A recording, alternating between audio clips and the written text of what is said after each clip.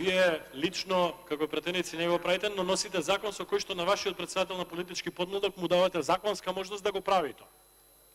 И тој со административна постапка кај себе арбитрарно да одлучува кој спортски клуб или која спортска федерација кукав ваучер ќе добие и тие ќе бидат ограничени до тој степен да може да обезбедат финансирање, ништо повеќе.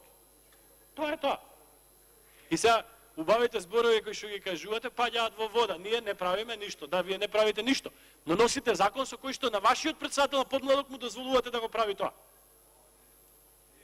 Затоа, господине Велковски, знаете, 5 минути, 10 минути, 15 минути може да поминат дел од луѓето и да ви поверуваат и така натак. Ама спортските клубови во Република Македонија знаат каков хаос настана од кога го донесовте законот. Ви реков, за прогресивниот закон плачевте тука, мислевте дека кој знае што донесовте. Денеска го стопиравте. Вака ќе се срамите и за ова законско решение, порано или подоцна. Благодарам.